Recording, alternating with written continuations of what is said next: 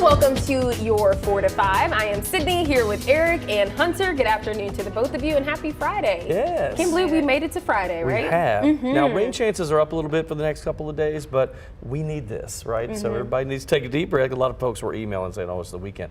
We need this rain. But temperatures could be some of the mildest weather we've seen in a few weeks tomorrow and Sunday. Now, will it be heavy rain? It's on again, off again. Okay. You know, at times, so it's not like a complete heavy washout all day, but there may be periods of moderate showers. All right, well, we'll talk more about that, but we're going to start with a top story across the nation. Yeah, absolutely. Flags are currently at half-staff outside of the Supreme Court in Washington, D.C. This is to honor the life of Justice Sandra Day O'Connor. This morning, the Supreme Court announced she passed away at the age of 93 after a long illness. O'Connor was the first female justice to serve on the high court, and her appointment in the 1980s was regarded as a major milestone for women. Let's take a look back on her life. On August 19th, 1981, O'Connor was nominated to the Supreme Court by President Reagan. Now, U.S. Senate unanimously confirmed her, giving her a seat on the nation's highest court. Sandra Day O'Connor joined the nation's highest court in 1981 as the first woman ever appointed to that position. Throughout her tenure, she has been a discerning and conscientious judge and a public servant of complete integrity. She served for 24 years, paving the way for Justices Ruth Bader Ginsburg and Sonia Sotomayor. Born in El Paso, Texas during the Great Depression, O'Connor grew up on an Arizona cattle ranch. She graduated from Stanford with degrees in both economics and law, of course. When no law firm would hire her because she was a woman, she turned to public service. After raising a family, she got into politics and caught the eye of the White House. She successfully fought breast cancer in 1988. It was her husband's declining health that led to her resignation from the court in 2006. After stepping down, she devoted her life to teaching young people how the government works. In 2013, she talked about her legacy. I would like it to be that I was the first woman to serve on the court, and I did a decent job. I think that's a good legacy. More than decent. Well, that's for others to say. Now, as you can imagine, reactions to O'Connor's passing are pouring in. Former Speaker of the House Nancy Pelosi tweeted, "Today, America mourns the loss of Justice Sandra Day O'Connor, a trailblazing public servant, an icon for working mothers, and an inspiration to women across the country and around the world. Her passing is a tremendous loss for our nation." Senate Majority Leader Chuck Schumer posted, "For 25 years, Justice Sandra Day O'Connor was a trailblazer who served with integrity and distinction on the Supreme Court. The first woman on the Supreme Court, she was one of the true historic figures of the 20th century. I join Americans across the country in mourning her passing." And even Apple CEO Tim Cook tweeted about O'Connor's death, saying that she had a legacy and a lifetime of service, and she will continue to inspire future generations to blaze new trails and search for what is just. Now, you can read more about the life and legacy of Sandra Day O'Connor by going to our website, WFMYnews2.com. Well, we've been talking about these showers on again, off again for quite some time. Models, tweak every day, right? Up or down with rainfall chances and totals. And it looks like the chances are actually going up now as we head into our weekend. But we need this. 54 degrees in the Triad, 60 in Charlotte right now. Boone also the same reading that we see in Greensboro, unusual. But that's because we have lots of cloud cover. Mostly cloudy tonight, stray shower. Can't rule it out at any time. Overnight lows fairly mild at 49. The high tomorrow at 62. Mostly cloudy with rain. Now take a look at that 7-day. And you'll see those rain chances were a good 40%. Now they'll be scattered, right? So kind of all over the place, hit or miss. That'll be Saturday and Sunday with warmer weather, 64 on Sunday, but we'll cool down again into the 50s we go. Monday, Tuesday, gradual clearing, 59 and 56. Coolest day of the week is Wednesday at 50, and then we're low to mid 50s with sunshine, no rain for Thursday and Friday of next week. Eric, thank you. More medical coverage is headed to hundreds of thousands of North Carolinians today. The historic Medicaid expansion passed by state lawmakers will provide free health insurance for those who are considered living in poverty. Now, in Guilford County, about 163,000 people currently receive Medicaid. The expansion allows over 33,000 Guilford residents to be among the more than 600,000 North Carolinians who will be eligible. Coming up on WFMY News 2 at 5, we take a closer look at the groups of people this will affect. And at 5:30, we will be answering all of your Medicaid expansions with an expert. Let's get to your 4 to 5 roundup. The North Carolina Department of Health and Human Services says 2 adults have died from the flu in the last week. The total currently stands at 7, consisting of 6 adults and 1 child. The state says it's averaged at least 1 flu death per week since mid-October. In the recent weeks, the health department says it's seen a rise in flu cases in combination with rising RSV cases and continued COVID-19 activity. In about an hour, students and staff within the Winston-Salem Forsyth County schools will honor a fallen student. There's a balloon release scheduled for Parkland High School student Alex Wilson. It's set to begin at 5 at the park on Alder Street. Wilson died earlier this week from injuries he sustained after jumping out of a moving school bus. Last night, we found out 4 other students jumped from the bus like Wilson, but officials don't know why. The Forsyth County District Attorney's Office says it's not seeking charges in connection to the 17-year-old's death. Wilson's family hopes to have his funeral next week.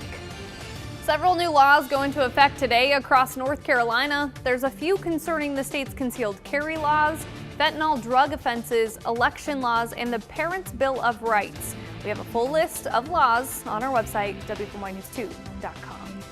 Hanesbrands Community Sale picks back up tomorrow morning. The event kicked off today at the Winston-Salem Fairgrounds. There you can buy heavily discounted items from popular brands like Hanes and Champion. They have everything from socks to hats for $20 or less. All proceeds benefit the Winston-Salem YWCA and United Way of Forsyth County. Doors open tomorrow at 8 a.m. and the sale runs through Sunday. Age is no obstacle for this Greensboro woman. Samaritan's Purse holds their annual Operation Christmas Child, where people fill up shoe boxes with Christmas gifts for children in need. While Leela Mae Cummings retired in 1982, she's still going to work at 98 years young, helping those families in need. I wake up in the morning and I'm glad to see my shoe boxes. It takes a lot of work. Some jewelry. Putting together packages filled with love. Aren't they sweet?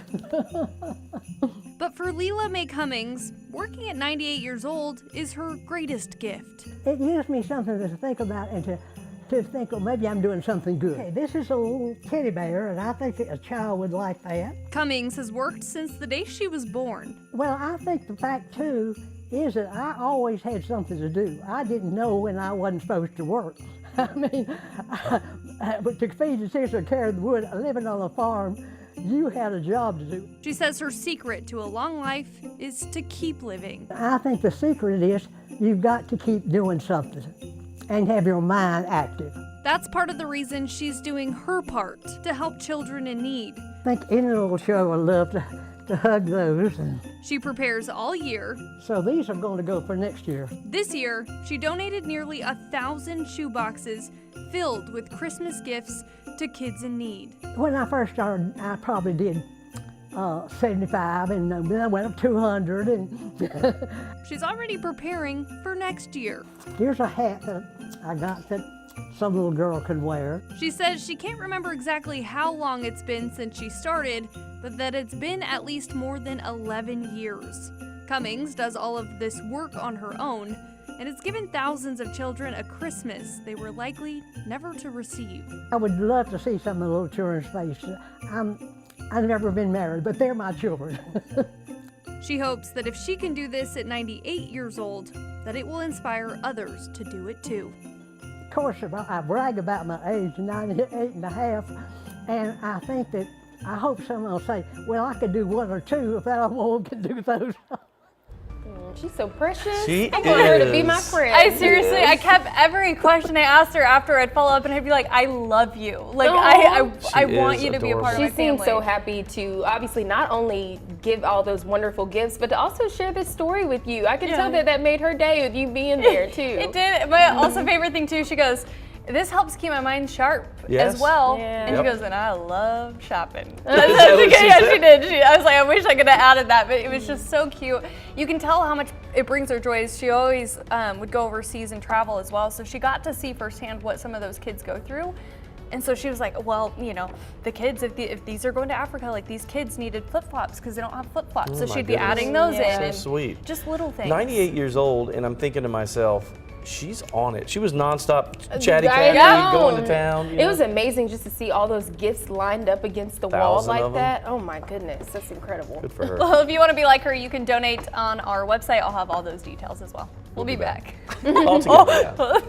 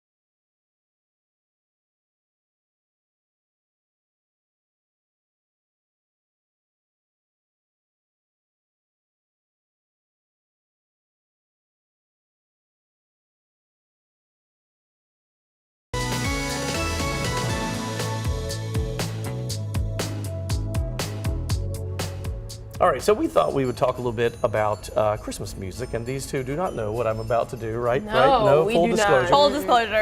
I did tell them we were going to talk about Christmas music, but I found some stats today that I thought were interesting that I probably would have guessed, but wasn't sure of. But 43% of favorite holiday songs come from the 1930s and 40s. Okay. And then 40% of them come from the 50s and 60s, but only 17% of holiday and Christmas music that people like is from 1970 till now. That people do That like. people, well, that are the most popular. I should say some people like nothing but today's Christmas. I wonder if it's like the versions that are remade, or, you know, Yes. maybe, or something like that. So that's what threw me off. I was looking at when some of these were written, and there was one that I thought was 1980s, and it ended up like 1948 or something. Interesting. So Wow. just try to guess decades. So if we did 30s, 40s, 50s, 60s, Okay. and I read a couple of these, tell me what you think. Okay. I'm not gonna look. I know you have to sort of think about what they sound like and not remakes. You know, if you could think of an original one. Let It Snow, Let It Snow, Let It Snow. Would that be 30s, 40s, or 50s? I'll stop there because it's not. Honestly, I'm gonna go with 30s. What do you think? I'm gonna put it in 30s as well, only because it's very simple. Yep, that's I it. just feel like it's one of those songs that's like the standard song It of is. Christmas. I don't know. 1945, but that's close. Yeah. We should probably group 30s and 40s, but that's most of them. Right. One of the oldest ones was Santa Claus is Coming to Town. Santa Claus is coming to town. Really? 1934. Think of the new one. What about Jingle Bell Rock? 30s, 40s, 50s, or 60s? See, I'd put That's that more late. recent, Yeah, like yeah. 60s. Yeah, maybe. But it's your final 60s, answer? 70s, I feel 70s, like 70s. we're wrong. That's Yeah, dude. 50s. 50s? But close though, 1957. Okay.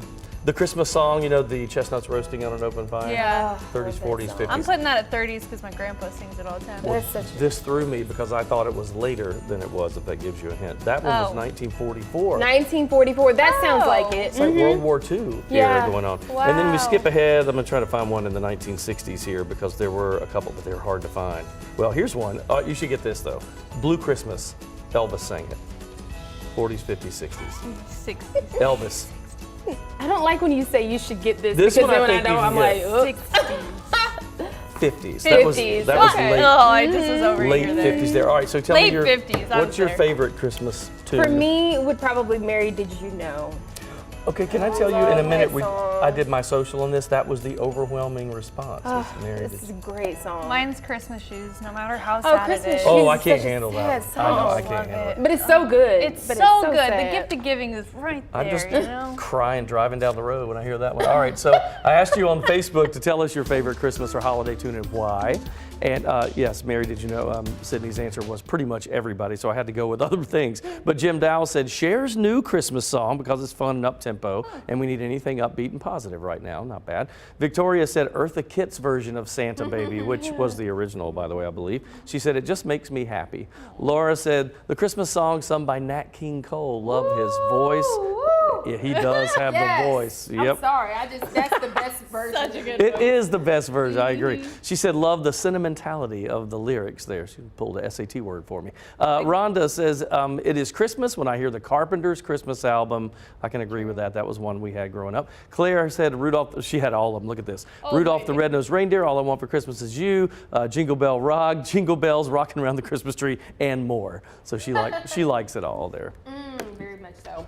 I love the feeling, just, you know, when the radio stations start playing the Christmas songs, or you just playing Christmas songs on your own. A lot of folks love Mariah Carey. She has great versions too. It's just, I mean, I feel like a lot of folks are on board that Christmas songs, Christmas spirit is just, you know, an exciting time of the year. That list, by the way, came from, it was a few years back, it was like 4 or 5 years ago, but they surveyed which ones of these songs were played the most over like a 10-year period. So Mariah Carey's song was definitely in there, and that was a 90s version. And then Wham, George Michael, Last Christmas, you know that one. Yeah. Taylor Swift, I think, redid that. You know the group, I think it's Pentatonics. Pentatonics. The Mary Did You Know version too. I think That's they're a good currently one. on tour doing Christmas songs. I yeah. love their Christmas mixes. They're Yeah. phenomenal. All right, well, happy holidays to you. We'll be right back.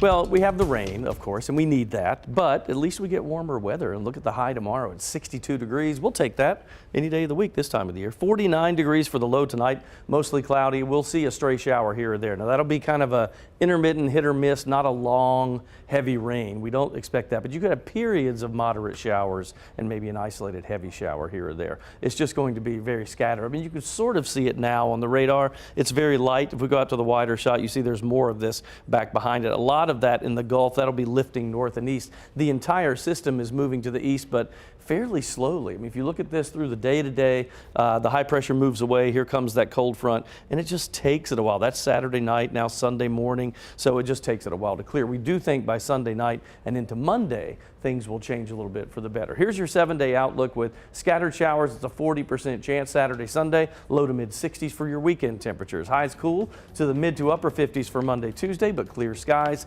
50, the coldest day, that is Wednesday of next week, and low to mid 50s and sunny on Thursday and Friday.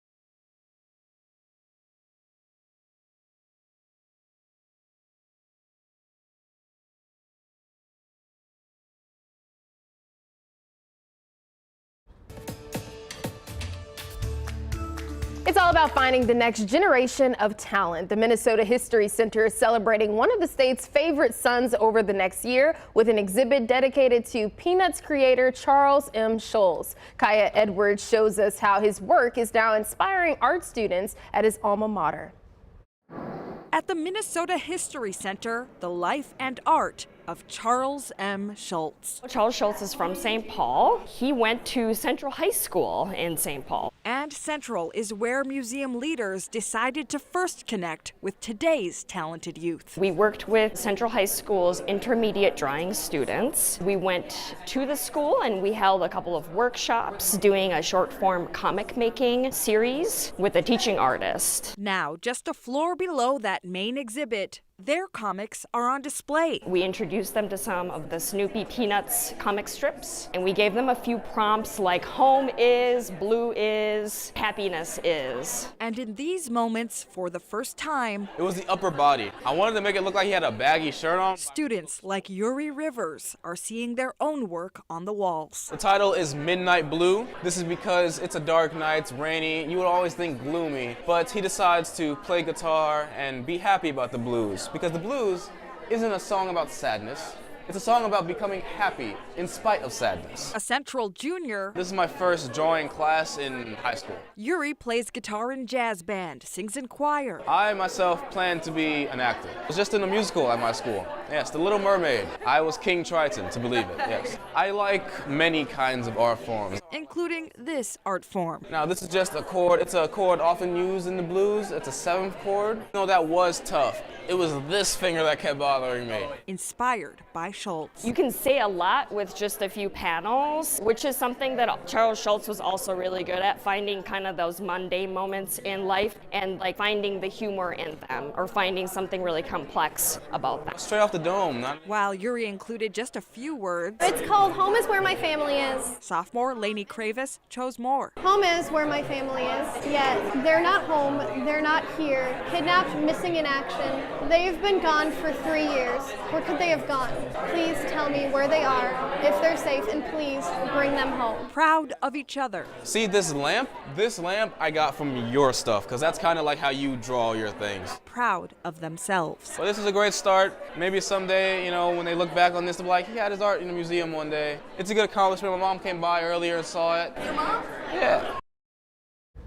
Wow. Well, I grew up with Charlie Brown and the Peanuts Gang, and I loved it. So anything that's a tribute to him, I would go see. I remember growing up, you know, you guys probably remember this, but like when, you know, you go to class and everything, and then the teacher would have the TV in there, so you knew we were about to watch a TV show instead of, you know, doing class. And we would sometimes watch Charlie Brown. So those are really nice memories for sure. I during used holiday to, season. the holiday stuff, Yep. you know, the Yeah. Great Pumpkin and all that Yep. stuff. I loved all that. Oh, the pumpkin. See, those are the ones that I remember. My mom's like, "We're watching this. It's a yes. classic. We have That's right. to do it." Yeah, I remember that. And that little time. pathetic Christmas tree, Yeah, the poor Charlie no, Brown. My mom That's- has that as well. My mom's a big collector of all this. I love that stuff. I would love to see a staple. big museum, like a big museum. That'd be Just fun. to Peanut. Yeah, that would be great. I think that would do really well. Very cool. All right, we're coming right back.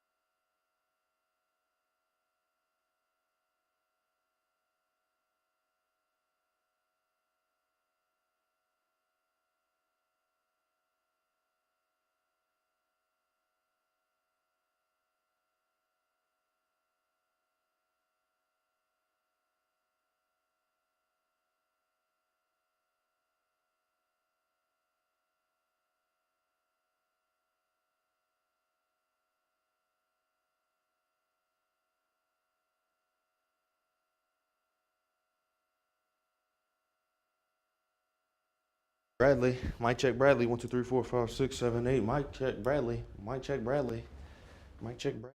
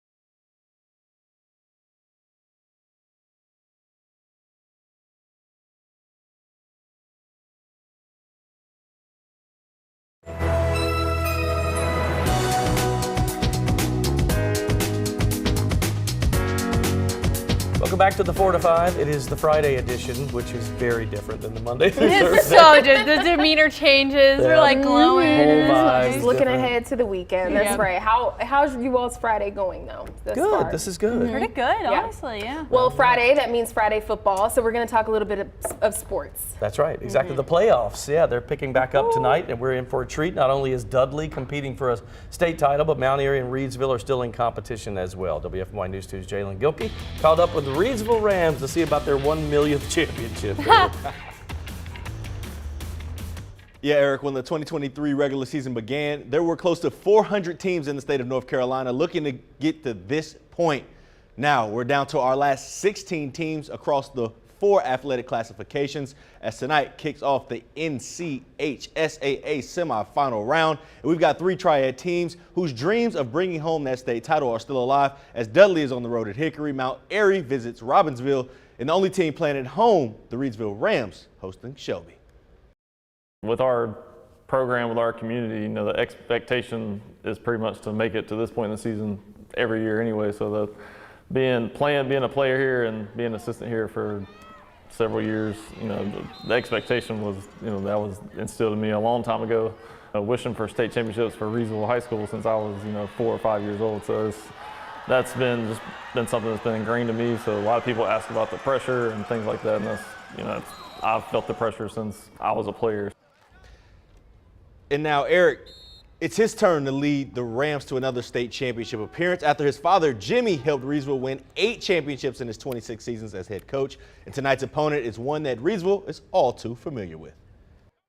I feel like we have a lot of respect for each other. They obviously have a really good program, very similar to us. A lot of success, a lot of state championships, a lot of wins. We're right there with them, that same boat. For me personally, I was in 2006, or I graduated in 2006, 2005 football season. We lost to Shelby in the state championship, which was my senior year. The Rams are 1-4 all-time against Shelby and are returning multiple starters from last year's team that lost in the state championship to East Duplin. And Coach Teague's boys are ready to make up for last year's heartbreak in Chapel Hill. It definitely gives you a little extra motivation, especially for the guys that we have coming back, that they got to that point last year and couldn't win the game in Chapel Hill. So you definitely see that throughout the year, and then as we've gotten into the playoffs as well. So guys, between these 2 programs, they've combined for 41 state titles. My Reedsville goodness. with 22 and Shelby with 19. Woo, that is so many. That's amazing. It's a lot. They've been Amazing. dominating 2A since the 70s. Long time. Yeah. 14, I guess, too. Yeah, that's right. That's true. Very We true. were talking about Mount Airy as Yes. well too. I know you know a lot about Mount Airy. It's my high school, and they have done really well to be such a small, because we're not a county school, it's Mount Airy City School, so it's only just a little town of Mount Airy, and that's it. So If I'm not mistaken, they haven't lost since the 2021 season. Man. that's right. Yeah, because they That's went right. undefeated, won the state championship last year. We can't forget about our Dudley Panthers That's right. as they're down in Hickory tonight, round 5 of the 3A state playoffs. This is an exciting night. It is. I love this. All right, well, there's going to be some changes to high school athletics in North Carolina. Just this afternoon, the State High School Athletic Association confirmed it will be expanding from 4 classifications to 8. The expansion would go in effect for the 2025-2026 school year, but committees are still working on how schools will be split up and what it would do for the playoffs. The association's board of directors voted to approve the expansion on Wednesday, citing the growth across the state and the addition of new schools to the association's membership for competition.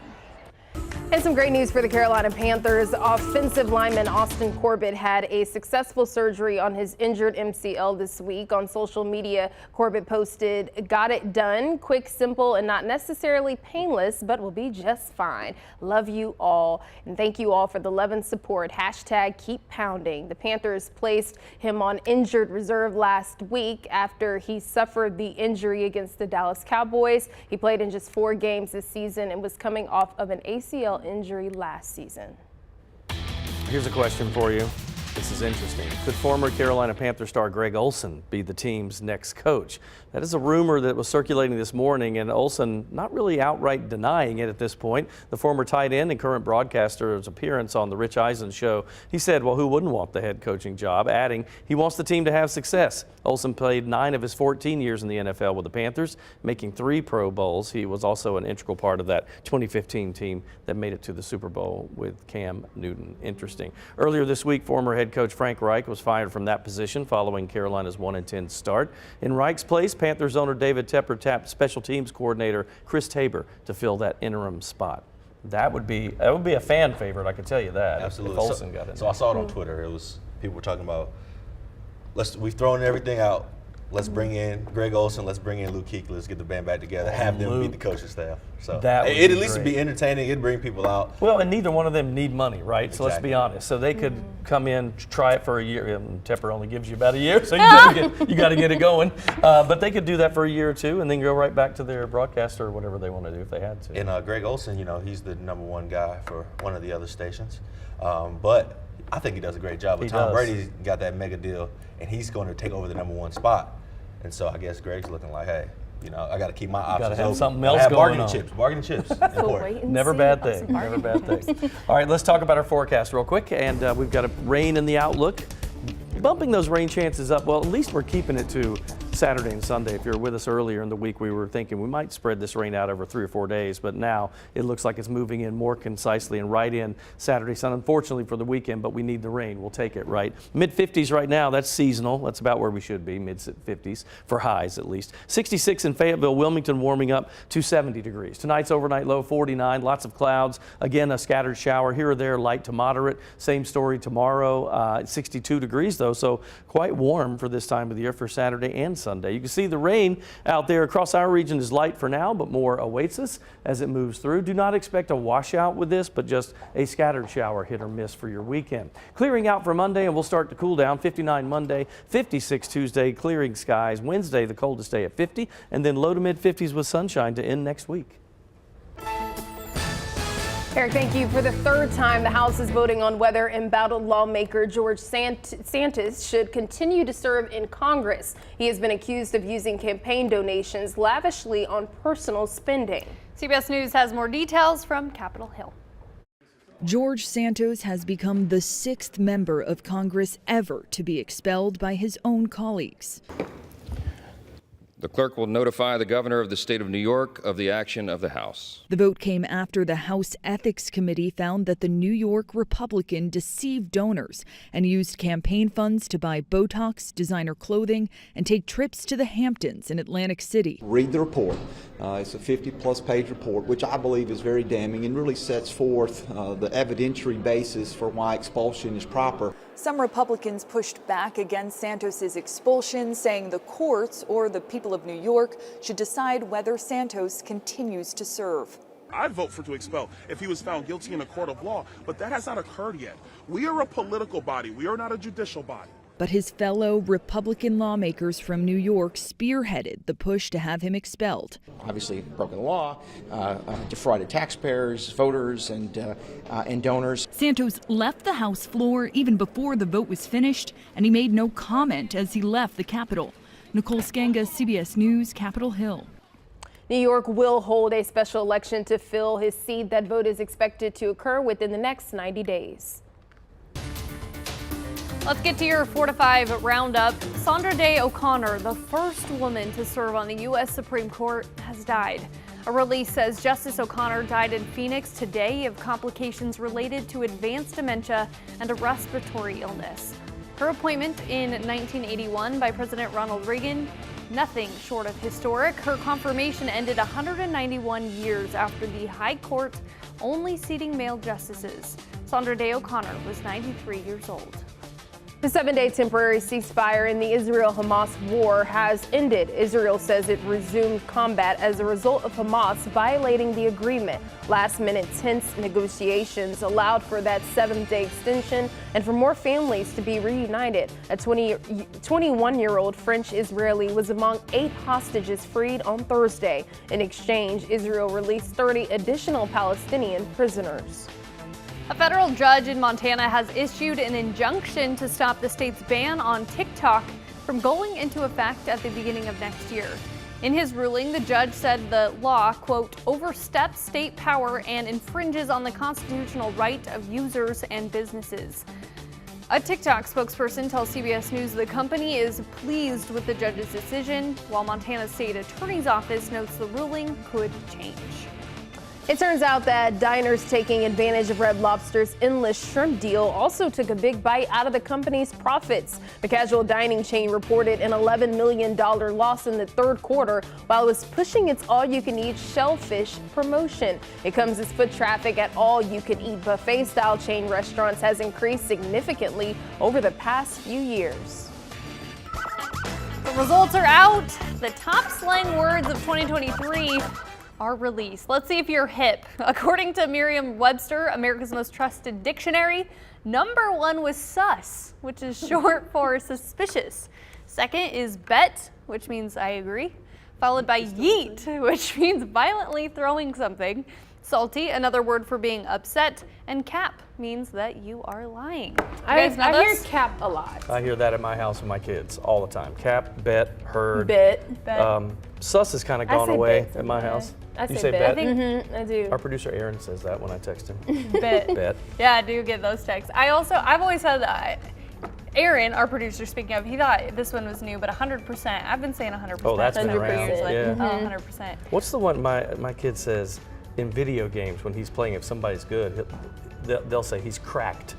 Which sounds like it's bad, but he'll say he is cracked like that, and I'm like, I've never heard of that one. I like that. Or there's Riz. Riz. What does that mean? I'm not gonna go there because I hear it. It's basically like flair, charisma. There we go. Thanks, Aaron. Aaron's super. I know hip. he's on. He needs to be out here. I know. Yeah, but it's for charisma, so it's like, you got so much riz. Yes. I sound so lame saying these. You remember when people would say ditto? Ditto, yes. I don't hear that anymore. You don't hear that. And you can't use laughing emojis anymore on your text. Did you know that? What? It's supposed to be like the dead face emoji because you're so funny. It's like it's like the dead skull. means like I'm dying because I'm laughing so hard.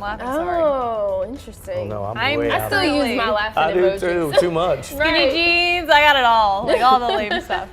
Okay, bet. We'll be back. Bet.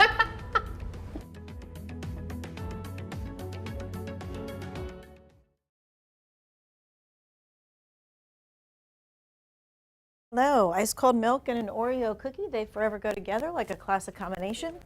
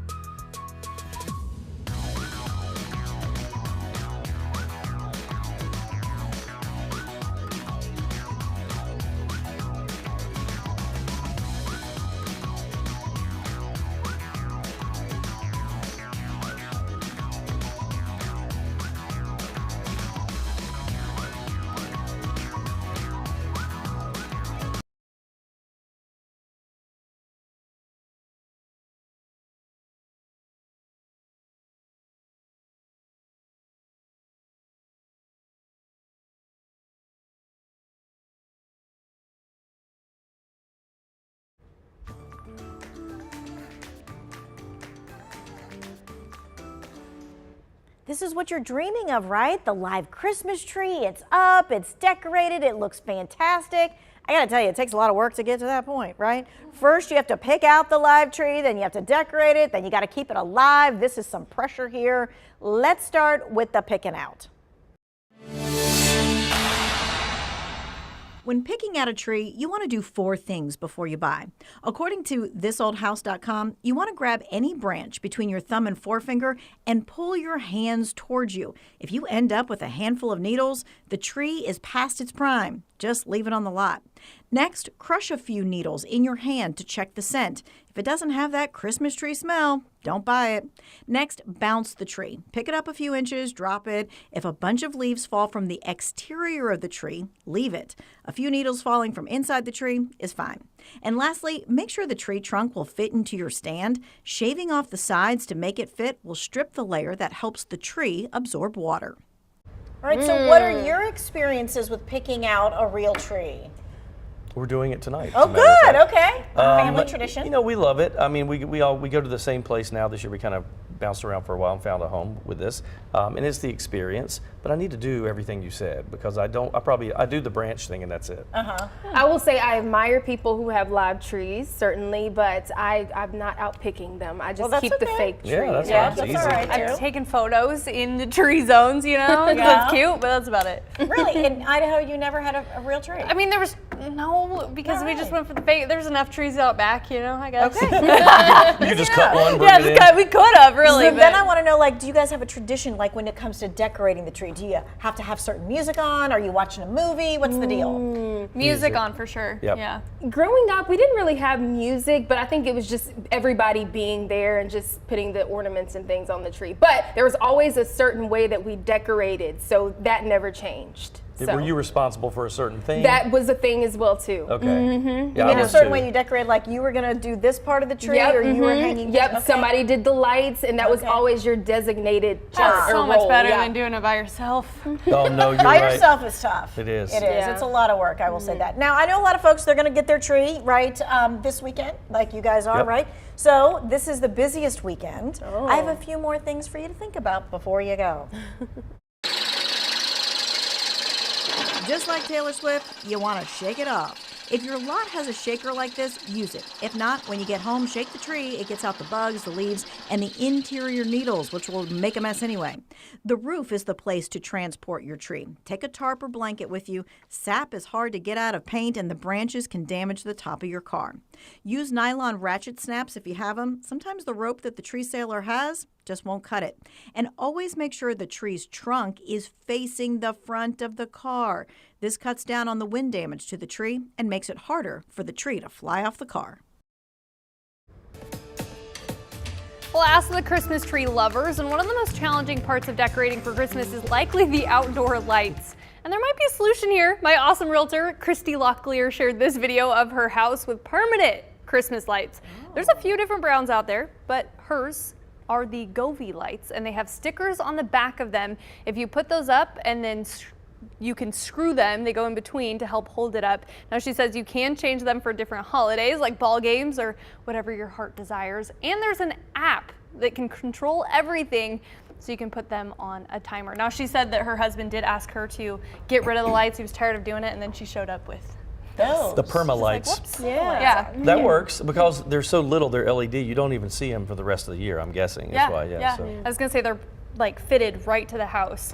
How much do you think these cost? I would bet they're expensive if they're LEDs.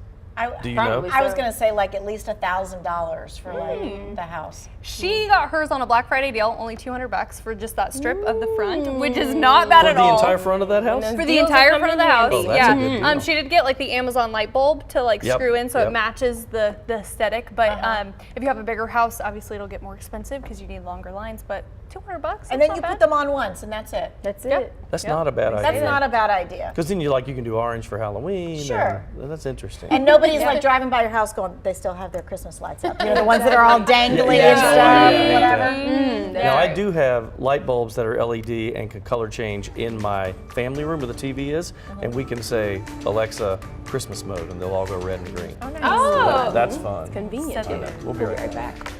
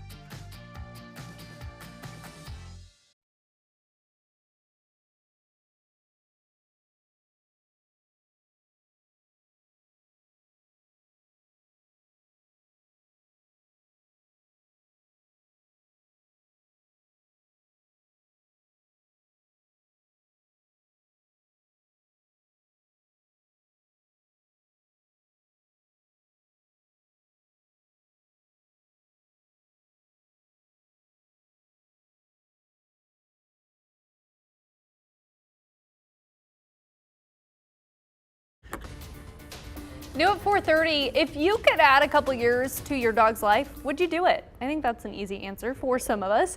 Well, there is a California biotech company working on a new anti-aging drug for dogs. The medication, named LOI-1, comes in the form of an injection targeting a growth and metabolism hormone. Now, it would be used for dogs over the age of 7 and above 40 pounds. The company says they're not looking to make immortal dogs, but rather slow down their aging process. That drug is still in the works, but the FDA already has indicated a willingness to approve it. Now, the company does aim to have LOI-1 and its similar drugs available by 2026. Is this something you do? I know you That's interesting. Yeah, we just Yeah. got our dog a year ago, and you know, my kids, because my little girl lost her guinea pigs in the last 2 years, because they don't live but about 5 or 6 years. And so it was really sad for her. And then she asked me the other day, well, how long do we have with Lucky, our dog? And I was like, we think he's only 2 years old. And I'm like, probably 8 years maybe. Yeah. And it made her sad. So I think, I don't know, I might try this. Yeah, I mean, it might be worth a shot. Ted's too small right now to do it, so I couldn't. Yes. He's the right age limit, but not big enough because he's only 7 I don't think pounds. he'll ever be big Yeah, I enough. know. I can totally got that figured out. But I will say it is pretty nice because then with your dog, I feel like you've got the time where they can develop it and really refine it. Because 7 years, I think, is what I Yeah, had so read. I got 5 years to wait, and then that way you can watch the drug and see if it really works Yeah. or if there are bad side effects or Yeah, I think that's a interesting. good way to do it. It'd be cool. All right, let's take a look at our forecast one more time with our 7-day outlook. And overall, if you look at the whole ball of wax here, it's a 40% chance of a shower, and that would be for your weekend, Saturday and Sunday. High temperatures, I'll step out of the way, 62 and 64. Next week, we'll cool back down, back to reality into the 50s. That's for Monday, Tuesday, and Wednesday with only a slight chance of a shower Wednesday. Thursday, Friday, all sunshine, 52 and 55.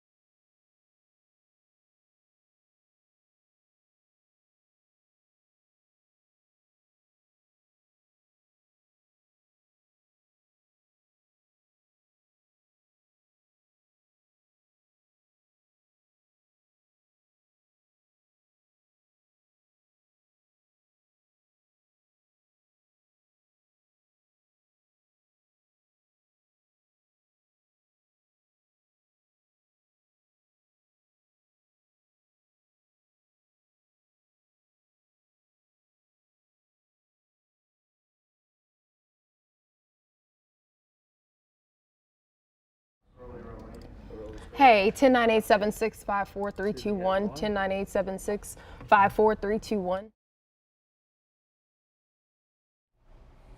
Hi, doing a mic check 1, 2, 3, 4, 5, and I'm starting out just at 6, right? No toss? Cool, thank you.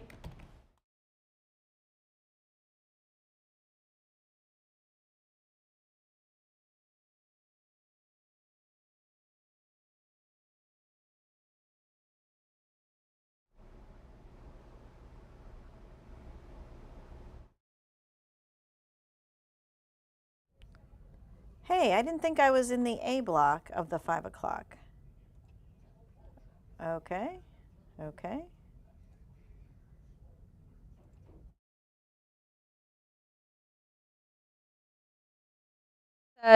I said, is it still at Happy Hill Park?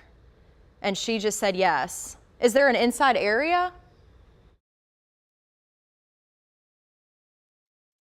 So I doubt it'll be in the rec center. Hi, Alabama, Alaska, Arizona, Arkansas, California, Colorado, Connecticut, Delaware, Florida, Georgia, Hawaii, Idaho, Illinois, Indiana.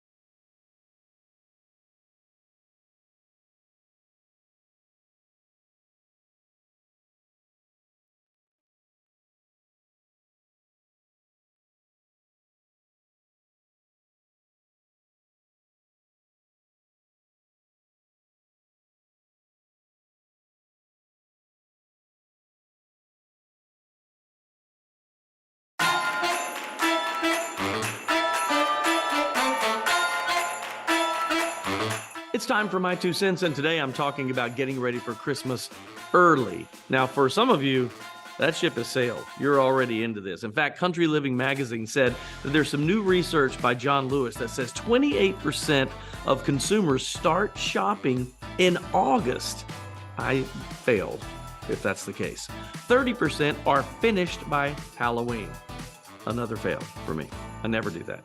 Now, the retailer Christmas tree world, they say that nowadays, the last 10, 15 years, it's not unusual for people to start decorating for Christmas on the first week in November. Everybody's different. Again, not me. Tanya Rivera has a line, respect the turkey, meaning let's not do any of this until after Thanksgiving. Now that I agree with. And if you go by the Advent idea and the Advent calendar, you should start decorating on the 4th Sunday before Christmas, which, by the way, would be this Sunday, December 3rd. We usually do it on the Saturday after Thanksgiving. We're running a little late this year, but is it too early? For me, it's all about the music. I can't start Christmas music and decorations too early because I don't want to be tired of it by the time Christmas rolls around. I want it to remain special. That's how we do it at our house, at least. And that's just my 2 cents. And that's your 4 to 5. WFMY News 2 at 5 starts now.